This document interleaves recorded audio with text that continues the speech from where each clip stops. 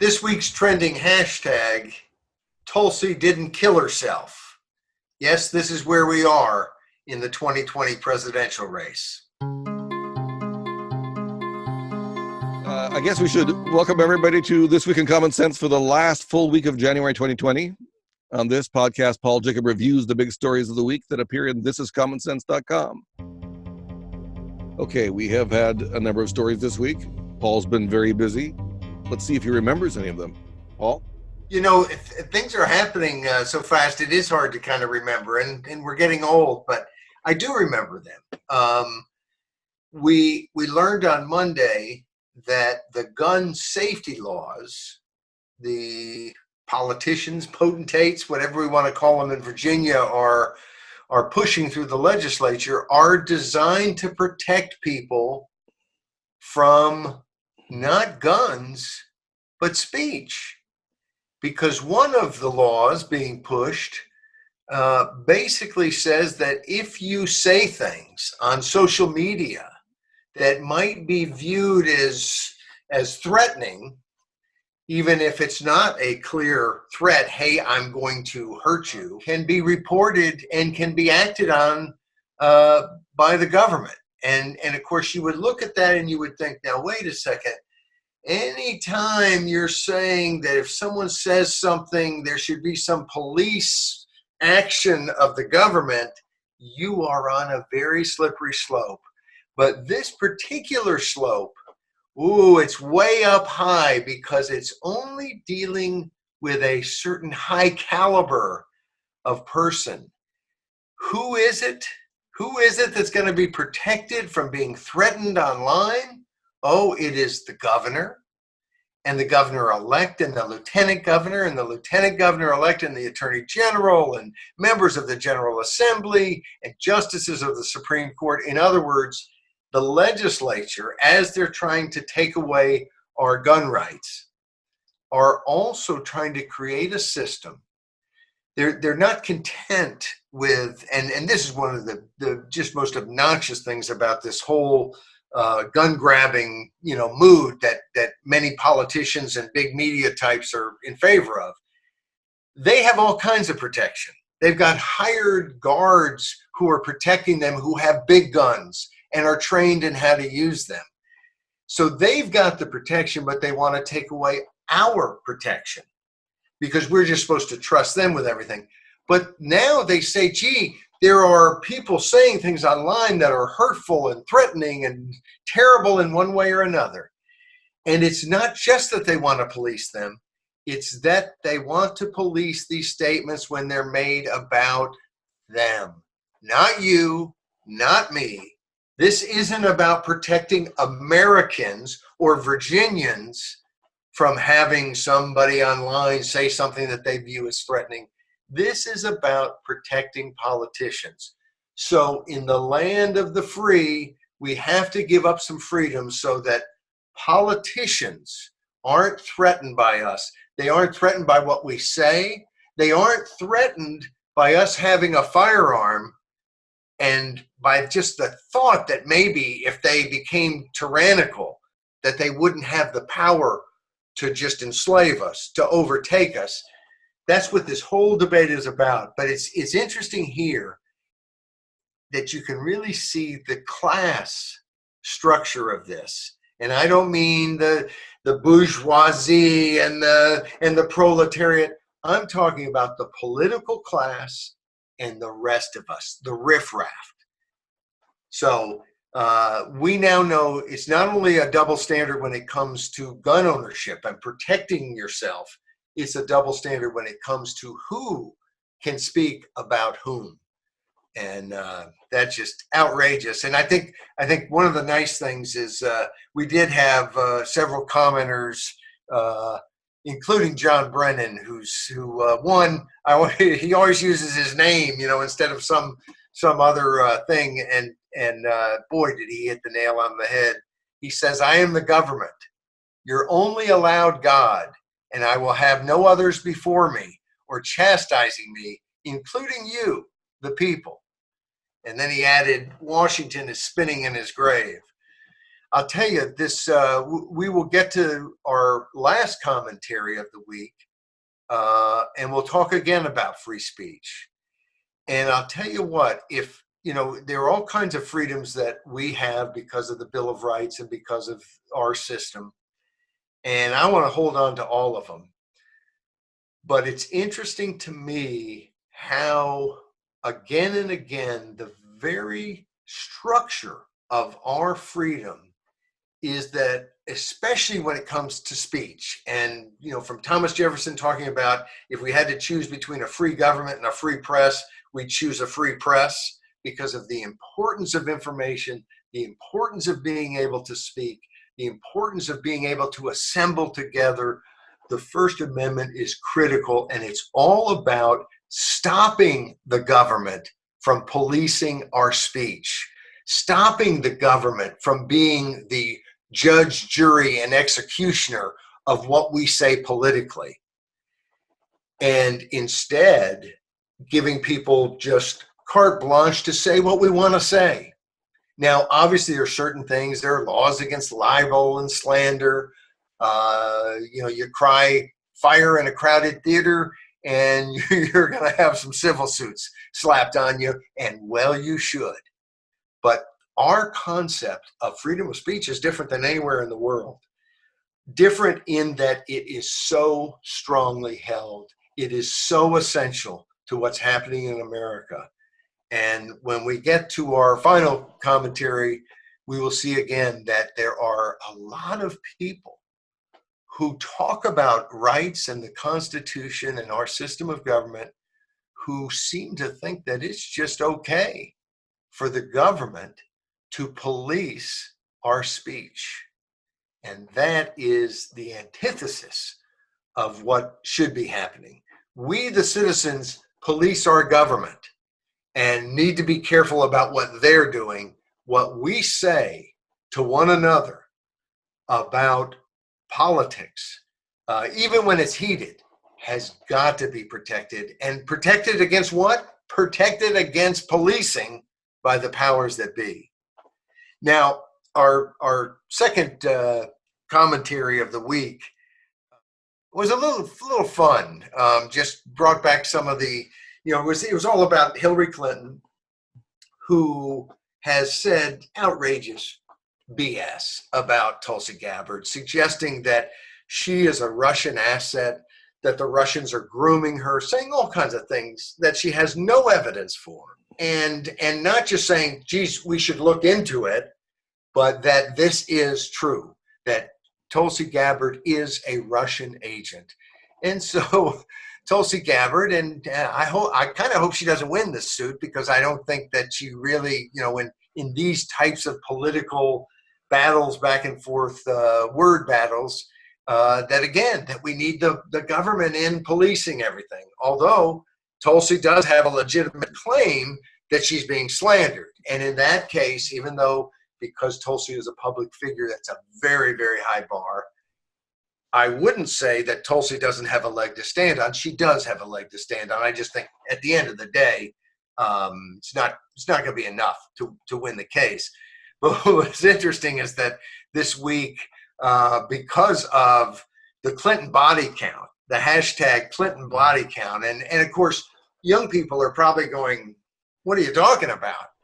But back in the day, and I'm talking about the roaring 1990s, when the Clintons were in the White House, I still remember there were posters that had all these different people who had met death or bad things, but mainly death in some nefarious series of events, were connected to the Clintons in some way. And so there was all this talk about the Clintons as like a criminal gang, and the Clinton body count, all the people who had crossed them and, gotten deep sixed. And so the hashtag Tulsi didn't kill herself because, of course, I'm going to forget his name Jeffrey Epstein. Isn't it funny? Yeah, as I get older, if I just start to forget somebody's name, I go apoplectic. When I was younger, I just go, I forgot his name. It's no big deal. But I'm going to be turning 60 this year, and all of a sudden, if I forget anything, it's over. Well, it's a sign. It's a sign you're old, right? Before it was just a sign that you might have forgotten That I was something, right? forgetful. That's Yeah, right. yeah, right. But now it's a sign. It's the Senescence is setting in. implication. But Jeffrey Epstein, which we just for a second should point out, you aren't running a very good criminal justice system if anyone incarcerated kills themselves.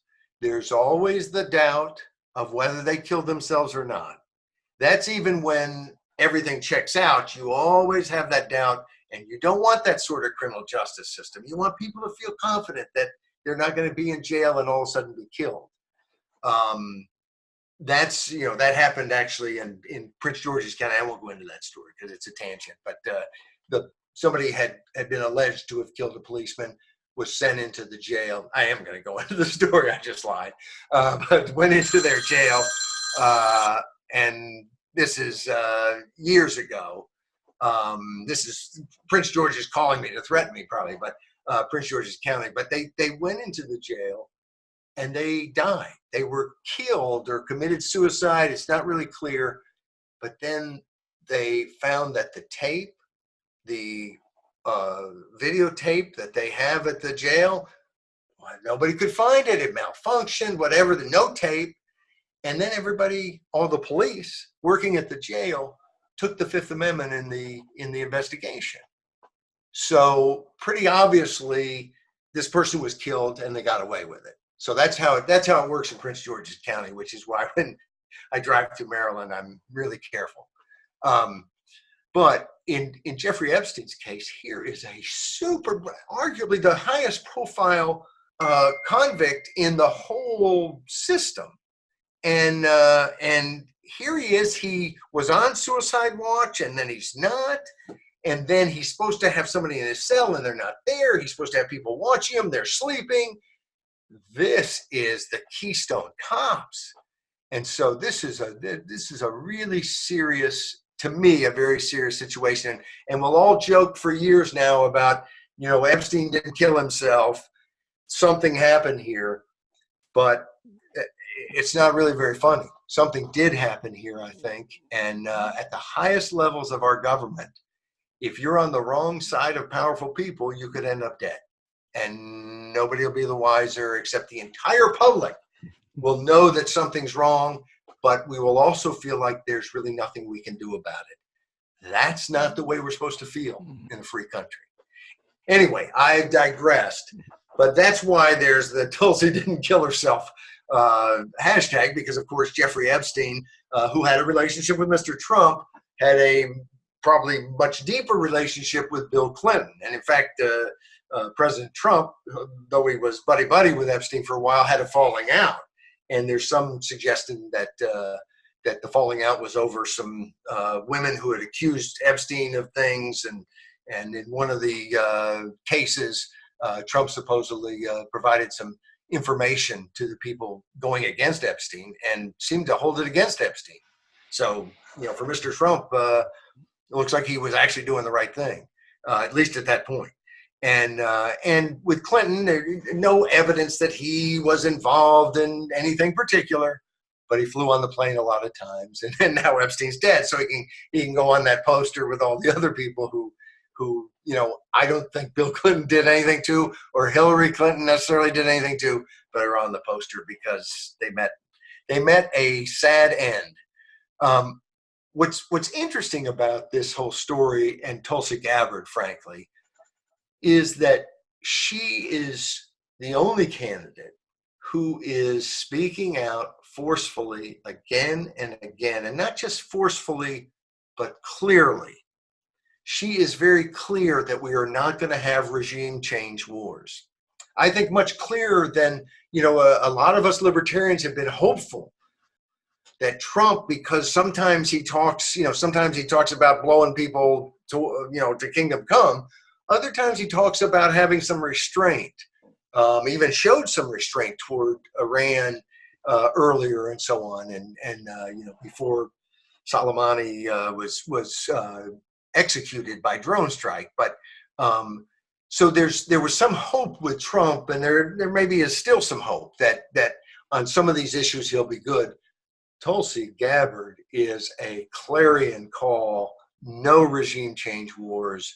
And for that reason, even though I disagree with her on probably 80%, 70% of her various issues, I'd be tempted to vote for her because it's about the only way. We have this huge deep state. It seems like the only time American media is united, the only time the media was united in supporting President Trump is when he bombed Syria for their weapons, their chemical weapons attack, which, of course, as more information has come out, is really highly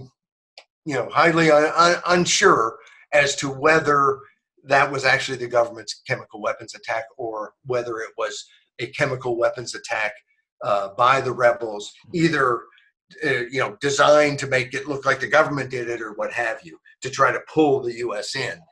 Things like that have happened before.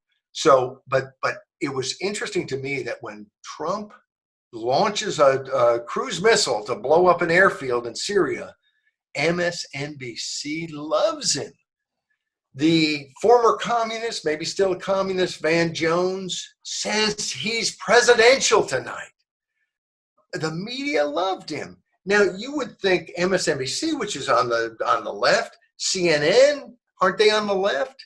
Well, this is the left, yes, but it's the left that really likes war, that really likes foreign entanglements all over the globe, bases everywhere, being dragged into every fight, deciding every issue in the world because we're the world's superpower.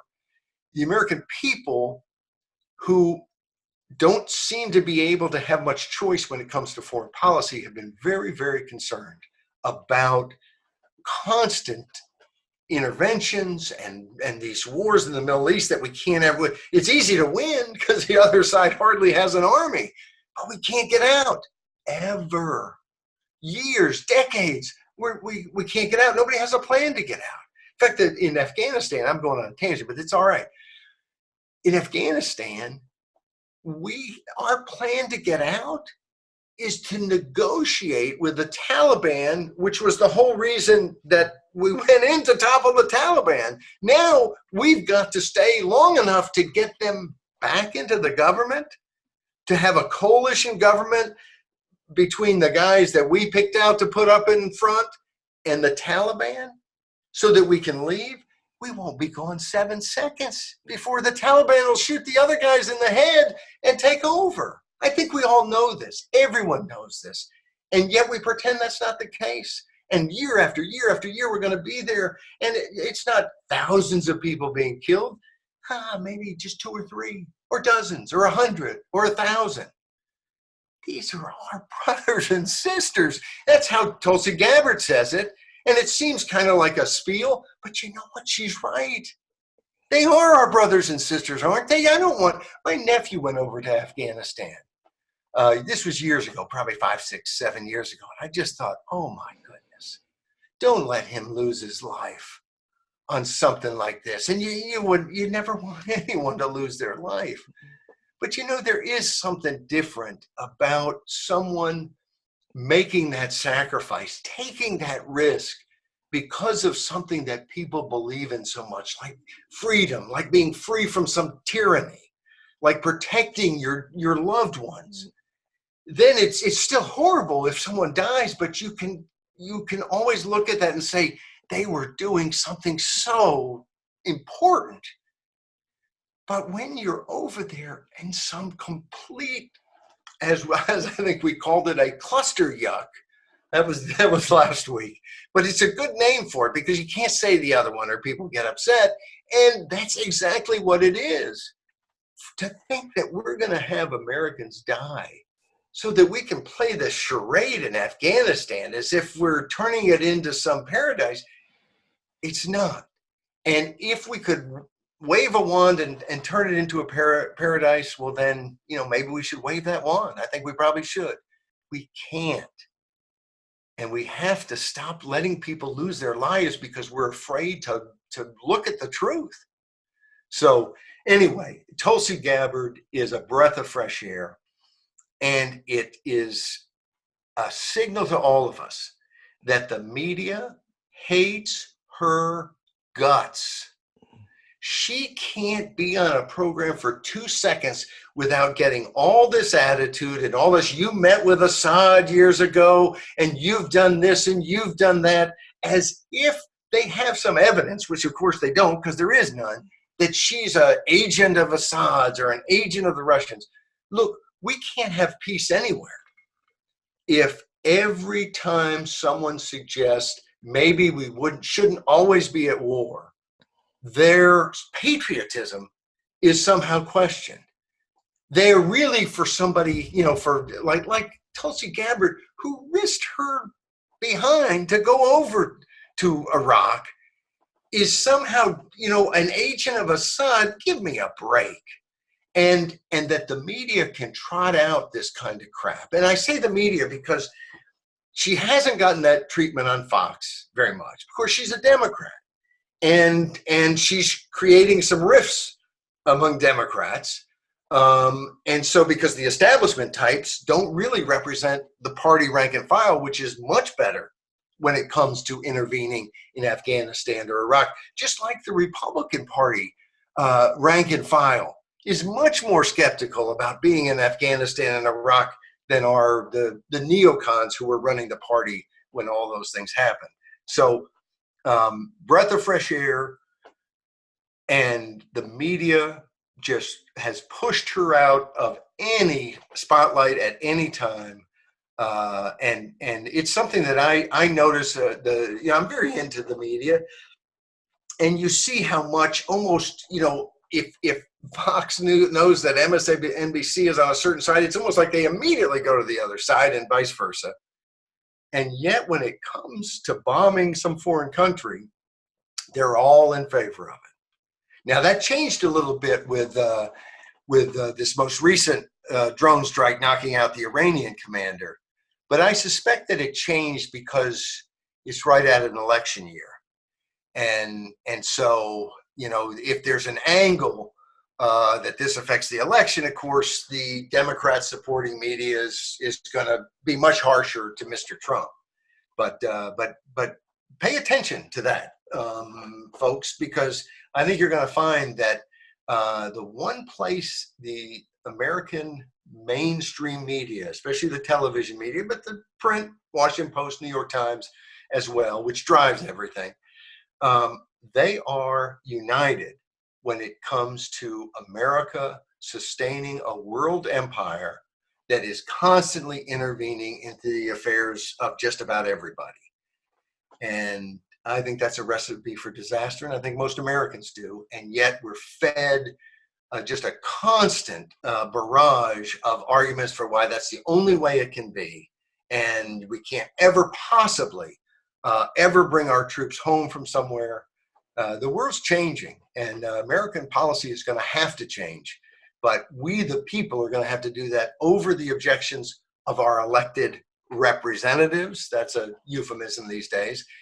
And over the objections, the very strenuous objections of a pretty united media cabal who loves foreign involvement and, sadly, war. And in your Wednesday piece, America's Safe for Quagmire, as you move on to Iraq. Yes, I wasn't even thinking as I went into the long thing about war that's what's up next. But and we wrote about when the Iraqi parliament passed their thing saying American troops need to get out, and in fact we're pushing for all foreign troops to get out, including Iranian troops, and of course the protests that have been rocking Iraq, no pun intended, for weeks and weeks. It's something that I think our media should have paid more attention to, because we've set up that government. And so when a government that we have set up and that we have troops occupying that state, we have troops helping that government maintain that state, and there are hundreds of protesters who have been killed by security forces, that's us. I mean, we're just the guy behind the guy behind the guy. And that tyranny is being paid for, sustained, protected, enabled by the United States of America.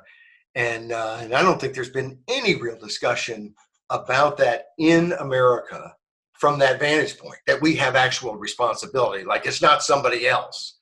And interestingly enough, they have asked us to leave in terms of the prime minister. He's kind of a quasi prime minister because he resigned, but he's still there as a caretaker as they get somebody else.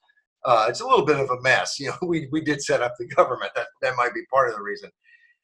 Which is another thing that every time I think about us setting up the Iraqi government, and we said this at the time, if you go back in the annals of common sense commentaries, hey, why didn't we suggest they use the Constitution? It's worked so well for us.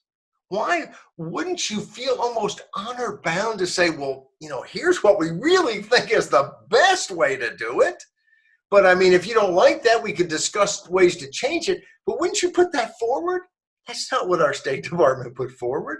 They put forward another plan that wasn't nearly as good as the U.S. Constitution and the Bill of Rights. So it's, you know, we make the world safe for democracy, but sometimes we forget the democracy part of that.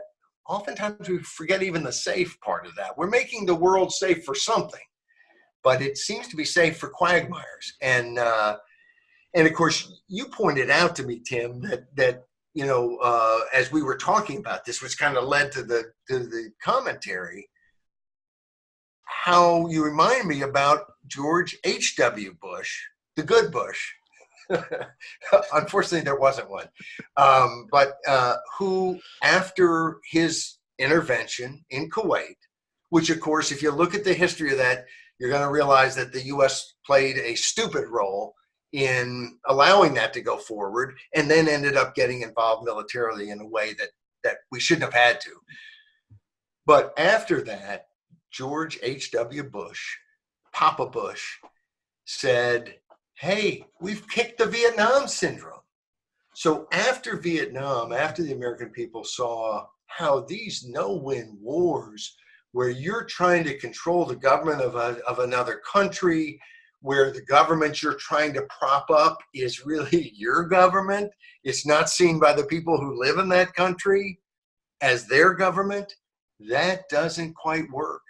But boy, after we intervene in Kuwait and push out the Iraqis, Papa Bush says, boy, we've ended that craziness that somehow we shouldn't intervene. And he's got a point. Maybe we did end that thinking, which wasn't crazy, it was very smart, because we have been involved in intervention after intervention. I used to say years ago, I used to kind of joke to my wife in the morning and say, you know, I had this crazy dream that we had invaded the Middle East with soldiers. We had our soldiers in the Middle East. Can you believe it? Oh, wait, that's not a dream.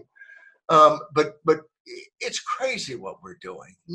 No plan to do it in some way that's going to work out. Although, as regular listeners know, I don't think we have the ability to intervene in some better, smarter way that's going to work out. But the truth is, the people who are in Afghanistan who are looking at that, there's been all kinds of reports that we're constantly lied to, that they're hiding the truth of what's going on. But we know we've been there for 2 decades. And if we leave, the Taliban takes over tomorrow. And I have a feeling we're going to be there for 3 or 4 or 5 or 6 or 7 or 8 or 9 or 10 decades. That is a century. And the second we leave, it's not going to be the cobbled together, held at gunpoint together Afghanistan that we've come to know and love. So, I mean, this is hugely important politically, economically, every other way, because if our government can do anything it wants outside of the borders of the United States, it can constantly suck us into wars we shouldn't be fighting. It can use those wars and other events to whip up patriotic fervor, to hide other things that are happening that we wouldn't like so much, that might cause us to kick these bums out on their keister. And so our whole foreign policy, to me, we don't have near the type of influence as voters. We have this Congress that represents us in Washington. We have this president that, even though he didn't get a majority of the vote, he got the Electoral College. Millions of people voted for him. He's supposed to be representing us. I don't think they do a very good job. Not on economic issues, not on civil liberties, not on criminal justice. We have to scream and cry and demonstrate and push our own state and local initiatives and do all kinds of things to get any type of action. So I'm not acting like, boy, the only problem is on foreign policy. But the worst place is on foreign policy, where so often they hide the ball. They pretend that we can't know. Oh, they know all the classified secret stuff. Well, if they know a lot of stuff that we don't know, why do they keep making so many completely boneheaded moves in foreign policy? Why did they think that they could, intervene in Iraq and it would just, and the Iraqi people would just cheer and love us and want us to occupy them forever? This is silliness. This is not, they have some special information. Again, they are using that secret information to hide the ball. And if they can hide the ball, we don't really live in a citizen-controlled democratic country. The whole point of democracy is for citizens to be in control. The key isn't having an election. If you have an election where you can't vote for anybody, the old Soviet Union, they had elections. You could vote for this guy the Communist Party put up or the other guy the Communist Party put up. We have elections like that in a lot of the United States. We've had elections when term limits first took effect in Florida years ago. The majority of Florida legislators had not received a single vote in the last election. Think about that for a second. It's true. Here's why. If you run unopposed in Florida, you don't go on the ballot. Most states you do. There's just your name. You get a single vote, you win. In Florida, if you're unopposed, you win by acclamation. You win, if that might not be the right way to say that, but you win, and you're not on the ballot. They had so little competition that literally a majority of their entire legislature in the last election was not on the ballot because they didn't have anyone running against them. And of course, then this is how things work. This is why I want to pull my hair out. A few years after that, after term limits had taken effect in Florida, and they were having elections. Oh, you have choice. There's actually people running against the incumbent. Chuck Todd with NBC does this segment where he slaps term limits because term limits has led to much more spending in politics in Florida now because of term limits. Well, is that a good thing or a bad thing? Now, he said it like it was a really bad thing. But of course, in elections where there's nobody to vote for, there's no spending. There's no need to spend. They're not even on the ballot. You couldn't even spend and convince everybody in the entire, House district or Senate district to vote nobody. Just don't vote anybody. Vote for somebody, who's a write-in. No, they'd still win. So you have a majority of the legislature voted for, not at all, they're controlling. That's not democracy. That's not the idea. The idea behind democracy and the reason we all vote is because it's we as a whole who should be the final arbiter, the final decision maker. And, and some people out there, I'm sure, Paul, come on, thanks for the civics lesson and all the, sweet, heartfelt American democracy and so on. But, some people are too sophisticated for any of that. There's a level of reality in democracy. Just because you hold an election doesn't mean the people who voted for the winner are in control or that the people as a whole are in control. And I think that if people look at our system today, they're going to see they're not getting the types of choices that they need to get, that they don't get the sort of response from their representatives that they think that they ought to be getting and what right they ought to be getting. And then when it comes to foreign policy, my goodness, we're not really even part of the conversation.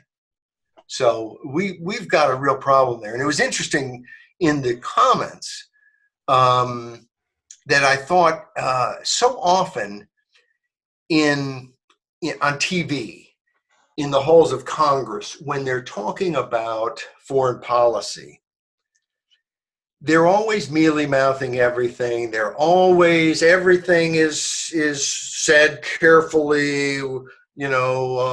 I remember years ago, John Huntsman, when he was first running as a Republican for president, he started to talk about it, and so I was enthralled. He was talking about how we can't be the world's policeman.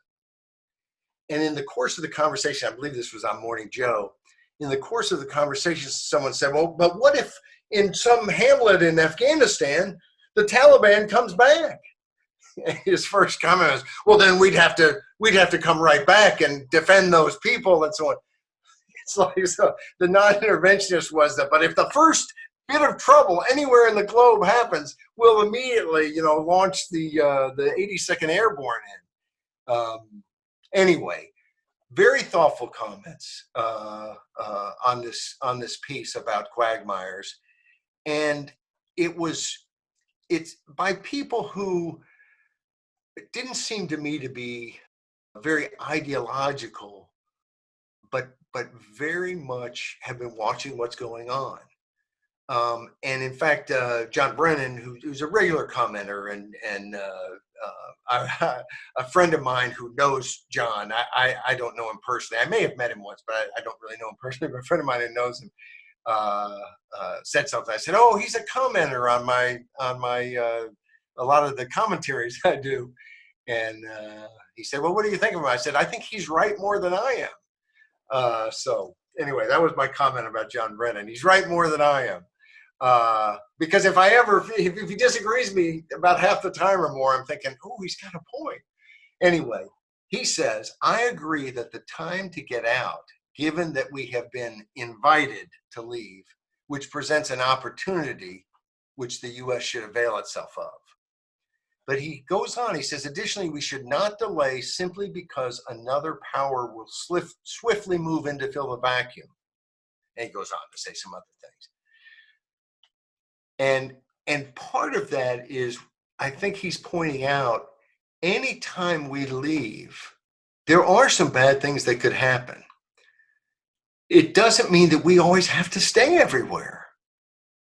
I think about, when ISIS popped up, and we've talked about this before, but when ISIS popped up, they immediately kind of said, we'll take on the United States of America. And I always related it to, when Muhammad Ali was still alive, if I would have said, hey, I'll take on Muhammad Ali.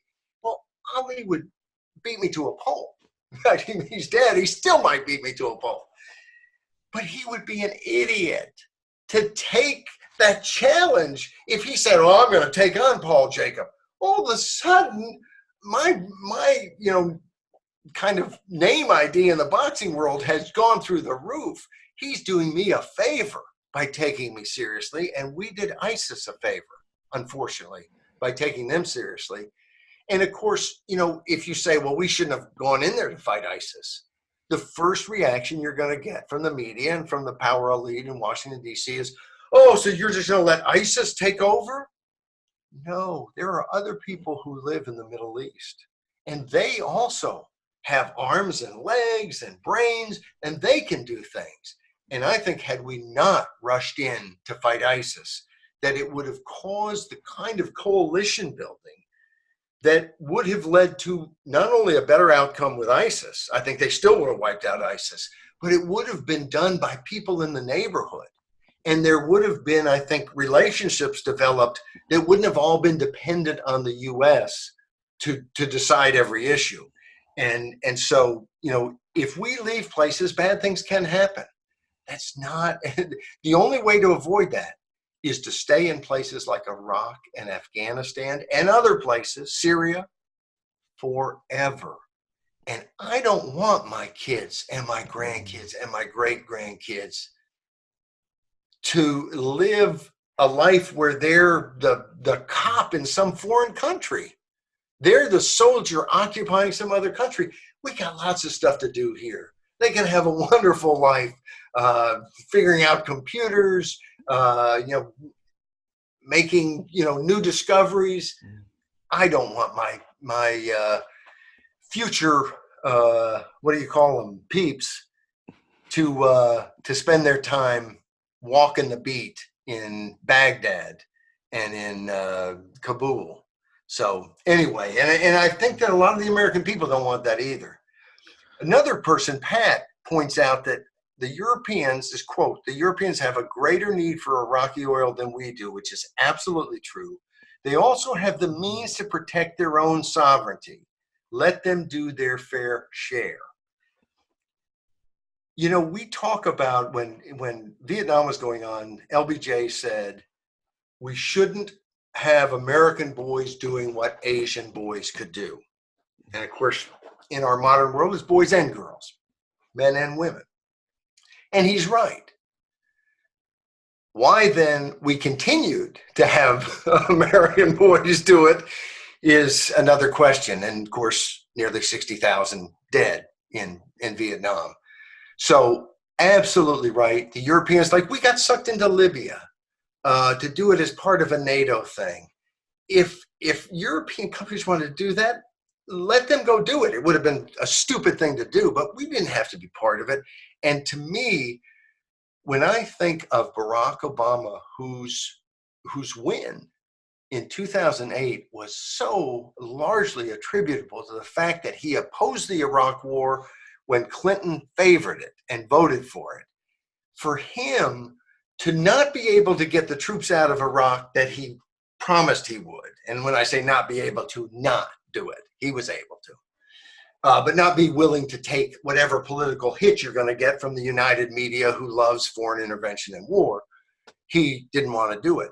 Not to get out of Afghanistan, in fact, to surge, but even if you give him, okay, we understand it was hard to do politically, how on earth does the peace candidate like that then decide he's going to topple another regime and topple Libya without any real plan for what to do next? Not that the plans for what to do next ever work out anyway, but maybe having one's better than not having any plan. So I think I think it's really interesting because so often I think in this country we see Europe as always liberal. They're always more, because they're more socialist and so on. And of course we say that they're more socialist. They have more social programs maybe, or a little stronger net. But of course, economically, they're not socialist. The government doesn't own all the means of production. That's not how it's working. But it's interesting that they oftentimes, their governments, not their people, their governments are urging our government to help intervene in places to do things that shouldn't be done. The other interesting thing that Pat points out, which is what I've thought all along, we've built an embassy over there. I say we, meaning the government in our name, has built this gigantic, I think it's, 4,000 acres? It's just some increment, maybe it's 40 acres. I should back off. There's a big difference between 40 and 4,000. But whatever it is, it's this huge embassy. And I'm thinking, this is like a huge target. This is silly. We're going to go, we topple this regime, we set up a new government, and we're building this huge embassy. Isn't there something about the optics of that don't look right? And it's like a lot of times when you buy something that you're not sure about, but you've struggled and you're really going for it all. If you're smart, sometimes the first thing you do is get rid of that because you're way too sucked into that investment. And I think that's a little bit how we look at how our government looks at Iraq. Well, in fact, Trump said when they said that we might have to leave, well, they're going to have to pay us for the base that we built in their country. Ladies and gentlemen, this is not how you win friends and influence people. And if we think we can just stomp around the globe and force people to do what we want, we're even crazier. but you're not going to do it this way. And so it's interesting that Pat picked up on the fact that our citizens, she says, quote, it could be a he, our citizens, and if it is, I'm sorry I called you she, and if it's not, I'm sorry I called you he. Anyway, our citizens are not safe in Iraq. Everyone should leave. And at some point, if we left, I suspect whatever citizens are still there, because they don't see the big footprint of the U.S. military and the U.S. government, would probably be a lot safer. But right now, our diplomats are not safe, and we are there in harm's way, just waiting for something bad to happen. And when it happens, Americans are going to say, well, we need to hit back. Well, don't put yourself in places where you're going to be hit and then need to hit back. It's why most of us, there are parts of almost every town that are rougher than other parts of that town. And I've never known any sensible parent to say, hey, you know what? Why don't you go to the really rough area of town and try to straighten some things out? That's just, and I don't want my kids to go to the rough areas of the world and straighten them out. Now, there's no question that any time Americans have been forced to go do tough things, like kill people and blow up stuff and risk their lives, they've done it. We've done it well, and we'll do it again. I have no doubt. I had someone years ago, well, do you think these millennials would defend this country if they had to? Our millennials who are just completely obsessed with intersectionality will be kicking butt on the front lines if they have to, because people like to be free. They don't like to be taken over. If we ever have to fight, I have a lot of confidence in the millennials. They'll be talking about how, even though I'm Black and transgender and from this part of the country, I still did pretty good in the trenches, so I have no fears about that. I really do, just as a weird tangent, you hear so much ridiculous stuff about millennials. And I've got 3 kids who I think my oldest is not quite a millennial. No, maybe she is. Maybe it's the youngest. Anyway, they're on the edge, but they're right around the millennials. And I see them work their butts off. I see their friends working, trying to go to college. I go to Starbucks every day and get my flat white, which costs too much. But I just love, shooting the breeze with the young people working at Starbucks. And I get to see them start, like one guy who's doing really well there. I think he's in some level of management there now, but he was a friend of my youngest daughter's and started work there as anybody else, at the bottom. And just to see him take charge of stuff and, all of them learn how to do stuff and treat customers, and it's great. And I see it, I am going to go on a long tangent here, because I see my kids' friends working their way through school, helping their parents help them. And so when I hear this stuff, it just doesn't mesh with what I see. And I'm not saying that they aren't more liberal than older folks are, but the truth is almost everybody is more liberal when they're younger and kind of think the government can do things to make everything, a big amusement park, just with a flip of a switch, then after you've seen how much they take out of your paycheck.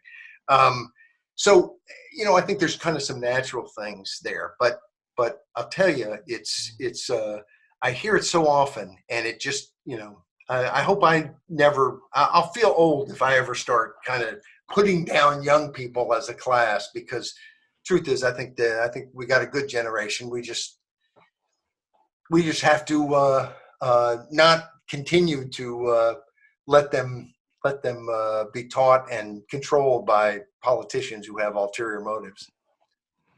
I'd like to right now say, okay, boomer, but that would be inappropriate. And you're not quite a boomer. You might be Gen X, right? No. I am a boomer. Because I'm 60, and the baby boom usually is 46 to 64. Oh, it's all the way to 64. I thought it stopped about 62. All the way to 64. Although I'm sure different people have different things.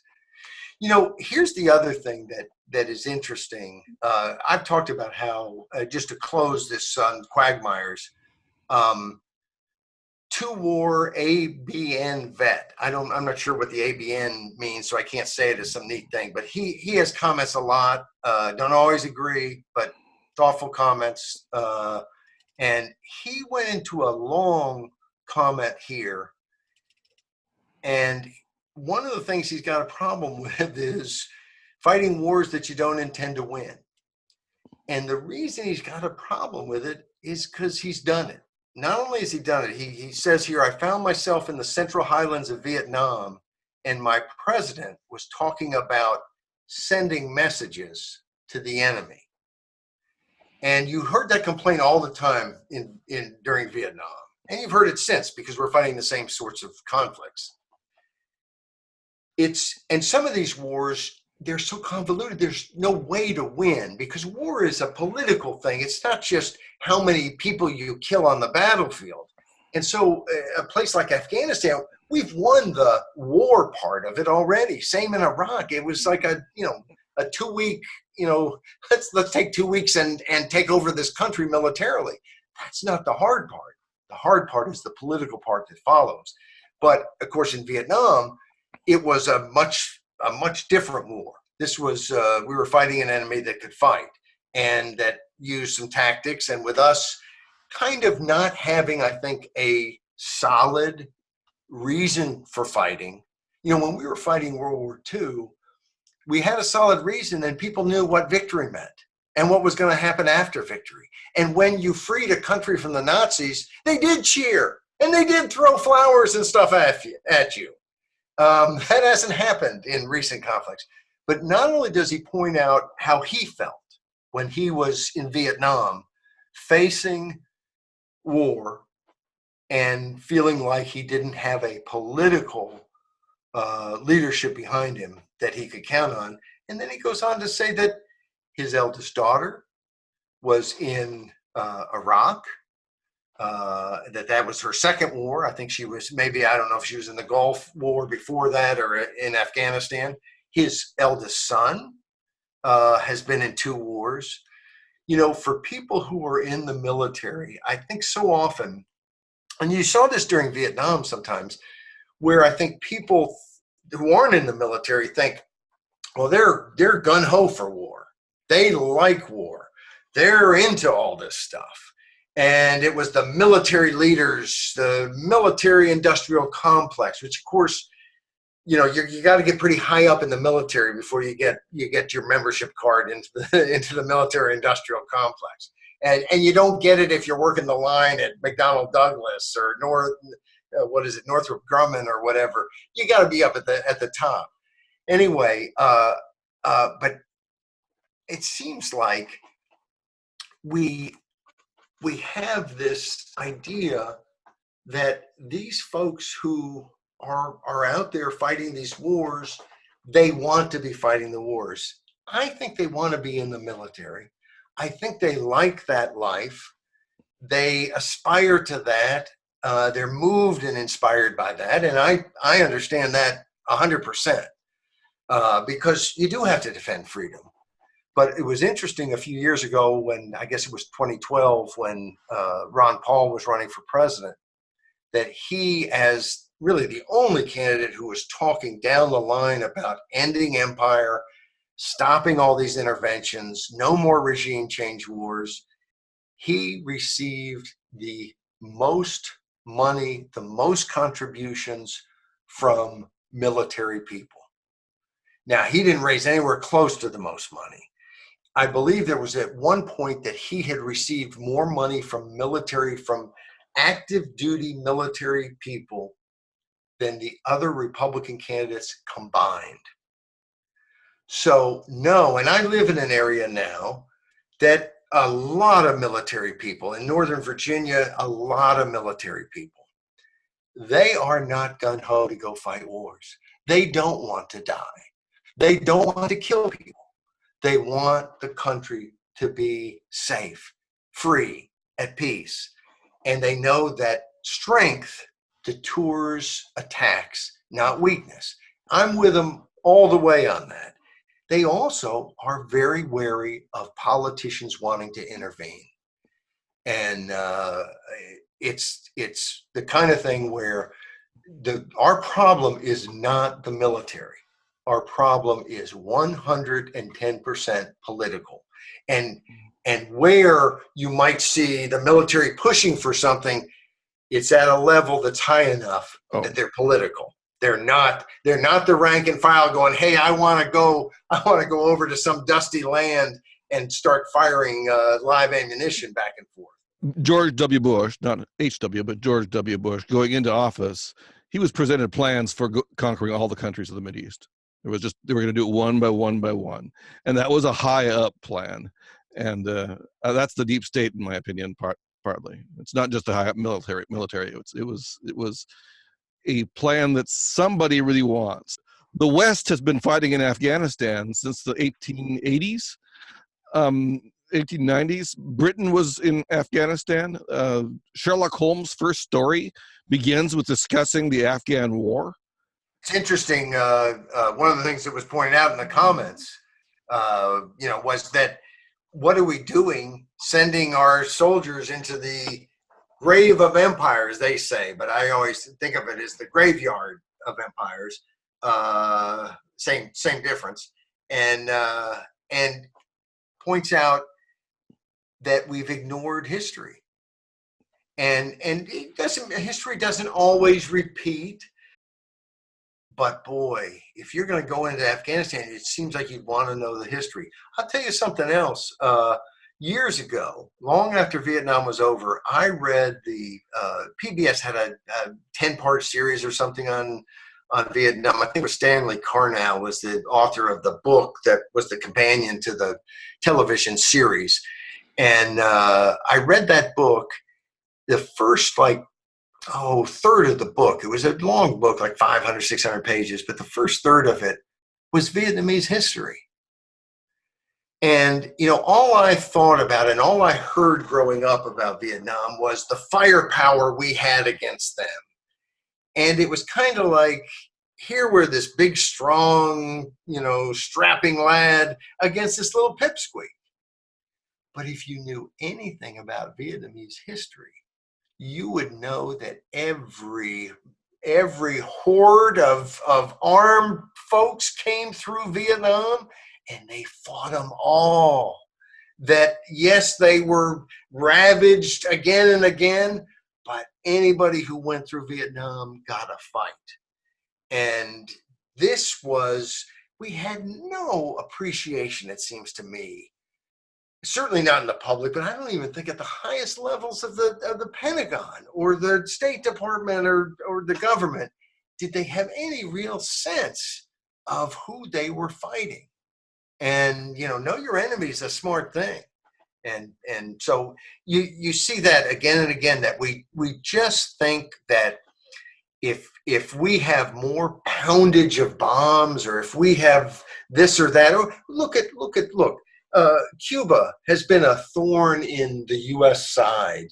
I'm not a fan of Cuba. They have a country that, if it were competent, would be a totalitarian country. They're just too darn incompetent to be anywhere close to totalitarian, but they want to be. And so it's a terrible government and so on. Obviously, we could invade and take it over at any time. There'd be some costs in life and, exploded things and wrecked this or that, but it wouldn't be that hard to do. So why don't we do it? Then Cuba would be a free, wonderful place, and we would have no more problems. Except that it's hard to turn places into free, wonderful places at bayonet point.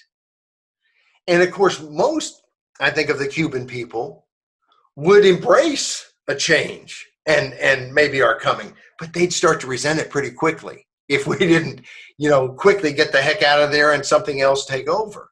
The other thing is it sets up this whole dynamic of us as the conquerors. I don't want to be the conquerors.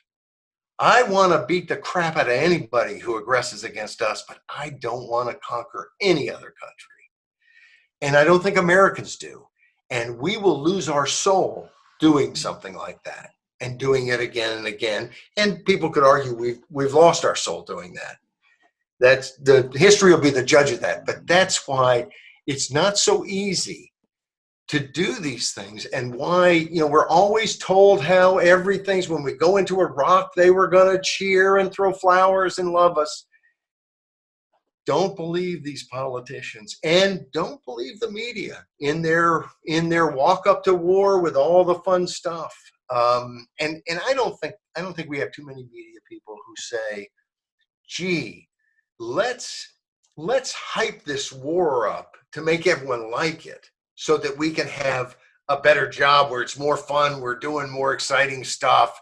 They're not evil people like that. Nobody gets up in the morning, looks at the mirror and goes, who can I screw over today? At least not many people. And they do all live in Washington, but it's just a few of them. The reality is these folks are influenced, though, by who they speak to on a daily basis, and in the newsrooms where they believe in the empire and U.S. being a superpower that can do anything, they tend to play those things up. They're going to be talking to people at the State Department and the Pentagon and the White House and the Congress, who all seem to believe these things that they believe too. And so, of course, the media is apt to hype these things up. And of course, they're apt to enjoy the stardom that they get. This isn't because they're bad people, it's because they're people. But it's not a good thing. And so I think we have been whistling past the graveyard for a long time. And if we don't get a handle, and it's so bad, and we talked about this weeks ago, it's so bad that now people suggest sometimes that we should conscript young people so that we can terrorize their parents enough to get their parents to pay attention, to yank the chains of people in Congress to change our foreign policy. We can yank chains in Congress without giving our young people as just cannon fodder that the politicians can conscript anytime they feel like it. But that's how crazy I think the thinking has gotten. We better move on before we're old and die. We talked last week about AB 5, the assembly bill that passed in California that basically makes it almost impossible to be a freelancer.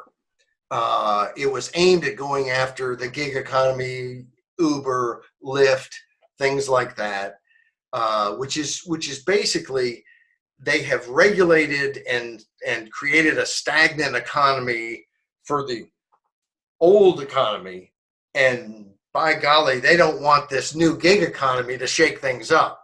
In essence, this is also an attack on media, any sort of petition circulators, any business that is using independent contractors. And it's also a war on those independent contractors, because I know a lot of independent contractors that if they wanted to go work for company A or company B, they could go work for company A or company B, but they would prefer to have the freedom to do what they want to do. So they work some for company A and some for company B and maybe company C and company D, and they structure their own life that way. And of course, what's behind all this, and then we did a piece, the anti-workerism, that pointed out that it's, even though this is creating all kinds of problems in California, there are numerous lawsuits where people are saying, look, you're killing us. I'm getting fired from this national company because they've got all these independent contractors, but because I live in California, I can't be one. They're going to create a number of people losing their jobs. And we pointed out that there's, everybody's not being thrown out of the streets, just taxi drivers and cleaners and nurses and comedians and writers and editors and musicians. But now this idea, which has been endorsed by Buttigieg, it's been endorsed by Sanders, it's been endorsed by Warren, this is now part of a national bill to make the whole country into a place where everybody basically has to work for somebody else as an employee. So we're talking about anti-workerism disguised as workerism, pro-workerism. But it's really, it seems more designed to, let's create conditions where we can control the workers. And, you know, to see this not work so well in California, I mean, at the very least, a lot of I mean, if you ignore what, you know, we're all capitalist or something, or running dogs, you know, if you ignore all the howling from people, you know, maybe it'll work out down the road. But they're not waiting to see. If we do something one place and it's causing a lot of problems, let's spread it as quickly as possible everywhere else. So, but I thought we had a really interesting comment from Thomas Knapp, Tom Knapp, who, as I know him, and who comments often and often disagrees, often agrees. You know, it's kind of split, but has interesting things to say, even when I disagree with it. So, but here he says, it's odd that these so-called socialists would have trouble with the gig economy, which is my first thought too. Here's an economy where people are working together, cooperating. He goes on, worker control of the means of production is the traditional definition of socialism. And in essence, now they might quibble. They might say, if you're working for Uber, they really control the means of production because the app is somehow the means of production.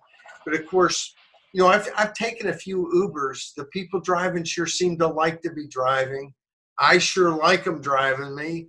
I mean, I always like cab rides. You know, I'm one of these guys who likes to talk to the cab driver and so on. You know, the wisdom of the world is exchanged there. But, you know, I like it cheaper. And it seems like what the gig economy is doing is giving people a tremendous amount of freedom as workers, and then giving customers lower prices and actually better choices. I mean, the cars I've ridden in Uber, I don't think I've ever taken a Lyft, but all the Uber cars are nicer than cabs I've ever ridden in. You know, so anyway, it's interesting.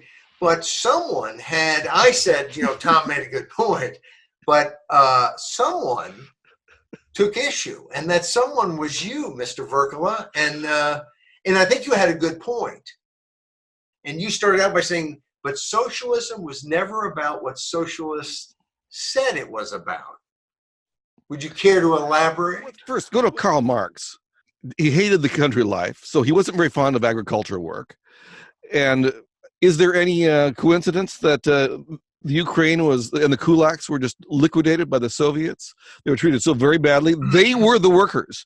They were family-owned businesses all over the Ukraine, and it was just a huge program of murder and starvation, and it was just awful. It was which you know, I've read quite a bit about Cambodia under Pol Pot, and you know, starvation is not a fun way to go. As torture and death, you know, run.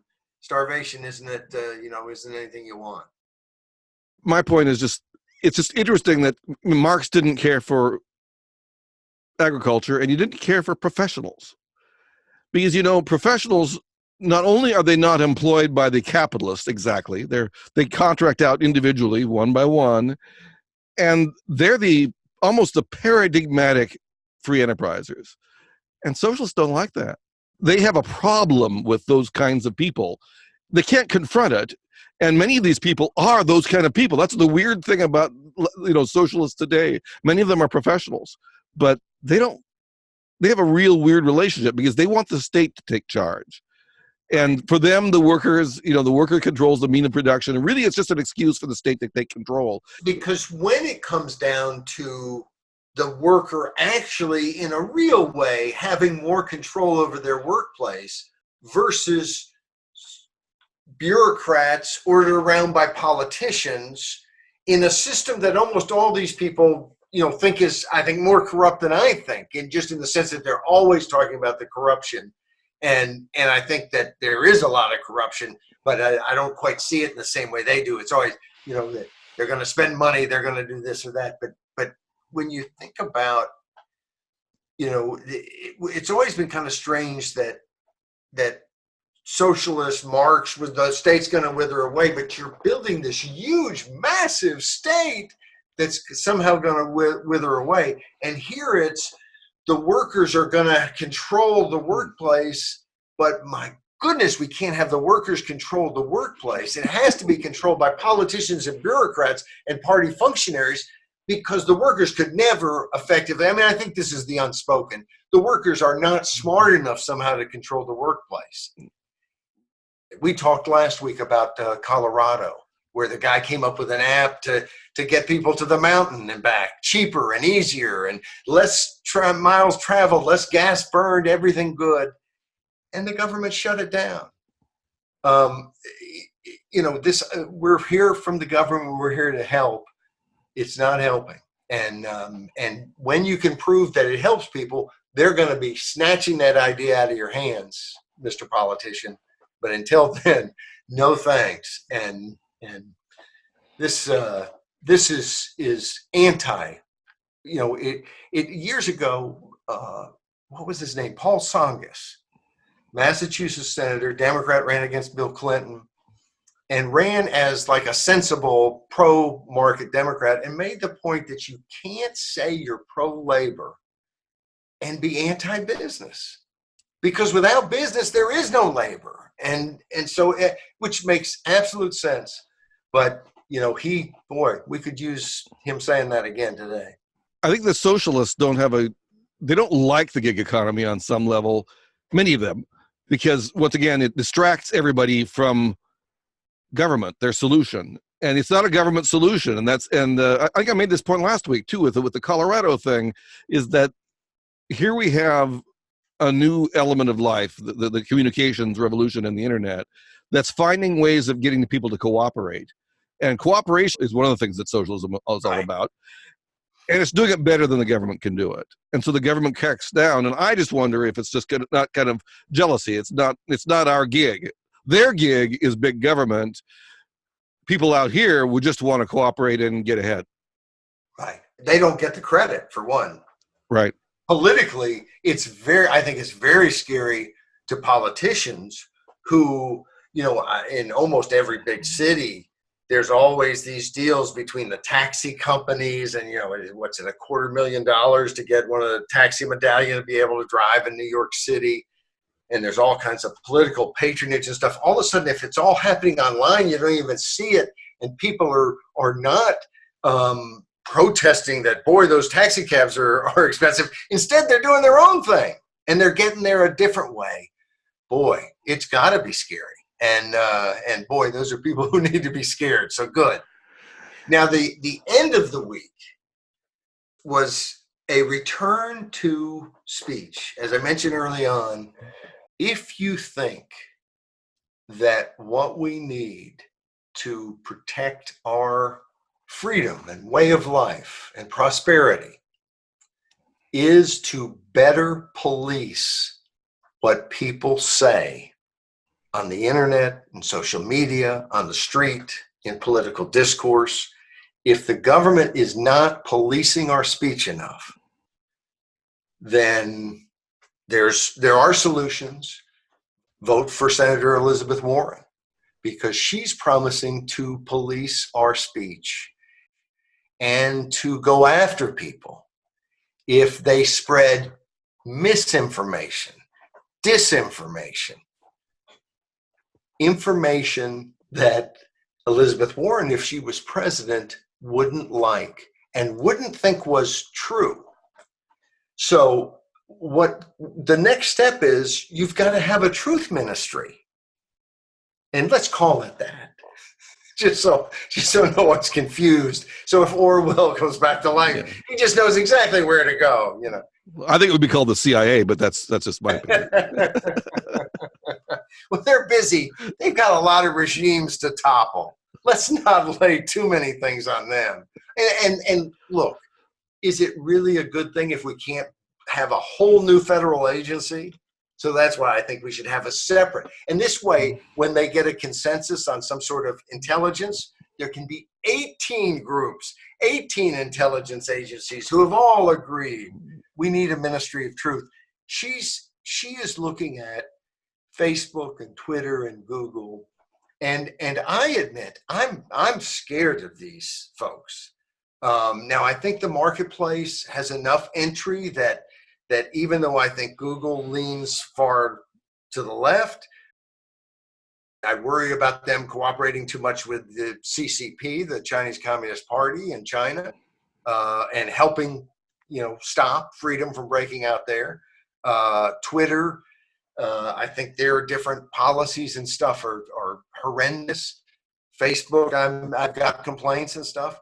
But the last thing we need is the government to get involved and start policing these means of communications that are very, very important. I mean, the whole idea behind the First Amendment, Congress shall make no law regulating speech.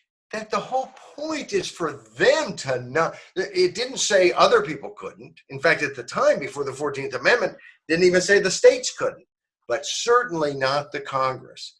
And now where power has gone so much to the Congress, it's even more that they shouldn't be able to consolidate it by telling people what they can say and not say. We already live in a country where, even though that's what the First Amendment says, they still require certain disclosures if you mention the name of a candidate for federal office. I mean, just that legalese is a smack in the face to anybody who realizes the history of freedom of speech. So to think that she's coming up with this new plan for yet another government agency or government, project that, this time maybe doesn't cost as much money, but does, cause you to worry about what you might say online and whether the government would like it or not. I mean, this flips the whole script to America. When you think about democratic processes, there are other countries that have democratic processes. There are countries that have more initiative and referendum, direct democracy, than the United States. My fondness for the island nation of Taiwan is partly because they have that at the national level and local level, and and that's exciting to see. But the one thing that America has that no one else has quite to the same degree is this commitment to freedom of speech and this willingness to allow people to say almost anything that isn't going, that isn't a threat that's going to immediately cause, a conflagration. And that is unique to America, and it is essential. It is what if I think of what has America offered the world that it otherwise wouldn't have in the same way, that is it. And it is the best thing. It's not just that it's our gift to the world.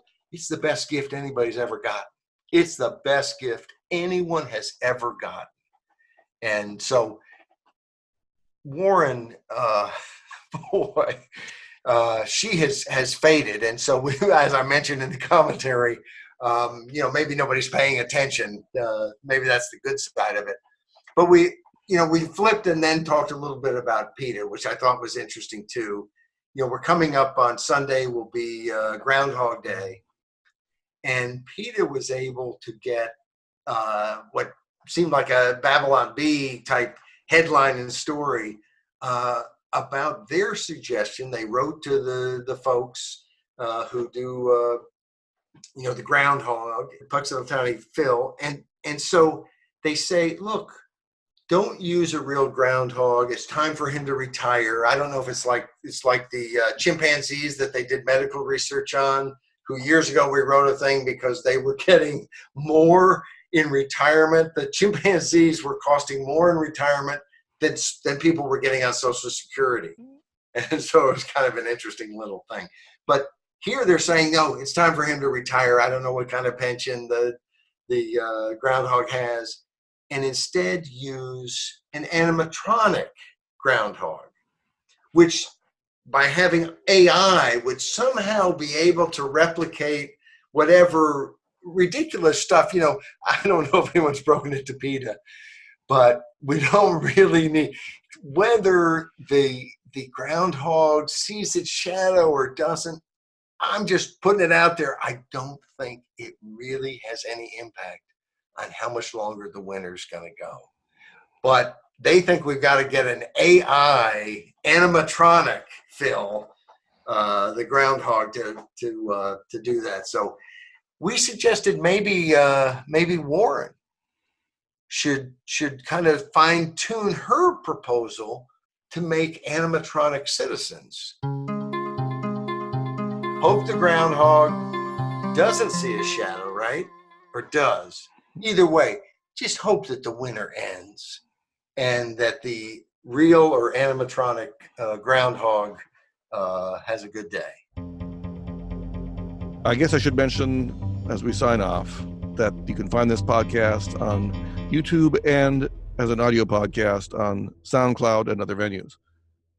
And if you're looking for me, I'm at Workman. That's Workman with an I, not an O, on most social media. Thanks for stopping by.